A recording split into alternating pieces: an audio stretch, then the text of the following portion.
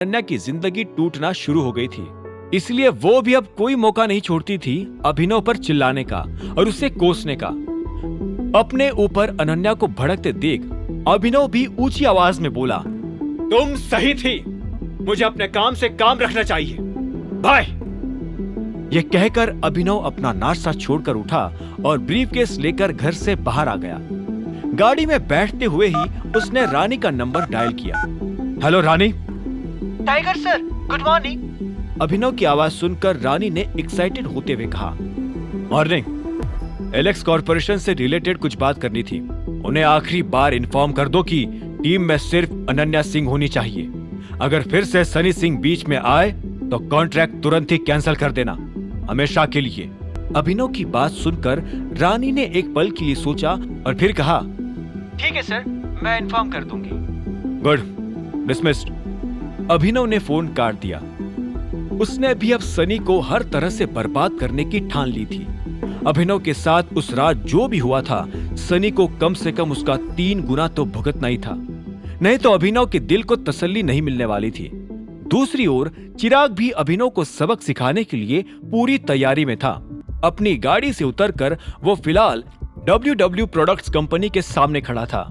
WW products एक जानी मानी कंपनी थी जिसका CEO चिराग का पुराना दोस्त था।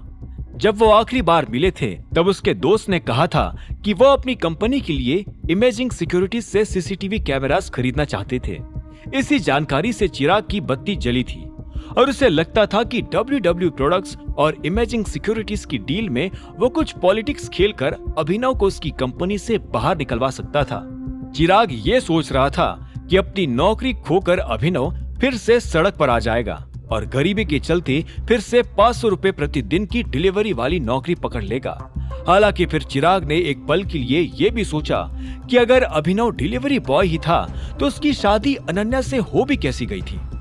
चिराग अपने कैबिन में एक लड़के को घुसते देख ही WW प्रोडक्ट्स का CEO जयवीर उसे गले लगाने के लिए करीब आ गया।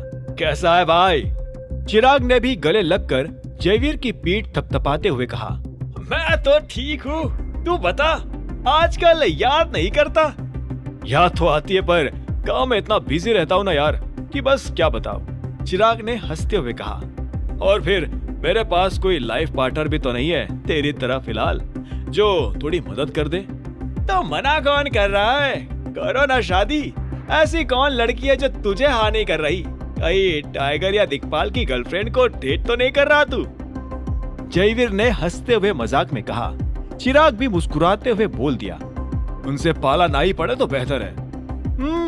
बता क्या कर सकता हूँ मैं तेरे लिए, क्योंकि तू आया तो किसी काम से ही होगा। जयवीर ने अपनी चेयर पर बैठकर मुस्कुराते हुए पूछा। चिराग भी थोड़ा मुस्कुराया और फिर धीरे से बोला, वैसे आया तो बातचीत करना ही था, लेकिन उससे पहले एक मैटर भी सेटल करना है यार। अच्छा? जयवीर ने सिर हिलाते हुए कहा, क्या सीन हो गया? वो तेरा कॉन्ट्रैक्ट है ना इमेजिंग सिक्योरिटीज के साथ? हाँ, आज डिलीवर भी कर देंगे वो ऑर्डर, उसी का वेट ही कर रहा हूं मैं। ओह, तो इस ऑर्डर का पेमेंट कर दिया कि नहीं तूने? चिराग ने दिलचस्पी दिखाते हुए पूछा। पेमेंट?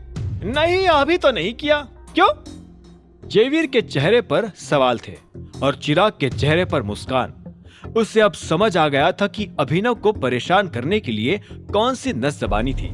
अपने ऑफिस में बैठा अभिनव कुछ फाइल्स देख रहा था और इसी वक्त उसके कैबिन का गेट किसी ने खटखटाया। कम इन। धीरे से गेट खोलकर मायरा छोटे कदमों के साथ अंदर आ गई। अभिनव ने नोटिस किया कि वो ना सिर्फ हिचकिचा रही थी बल्कि उसके चेहरे पर चिंता भी थी। क्या बात है? मुझे नहीं पता ये सब कैसे और क्यों हो रहा है sir. I am really sorry, Myra ने घबराते हुए कहा, जिससे अभिनव सीरियस हो गया।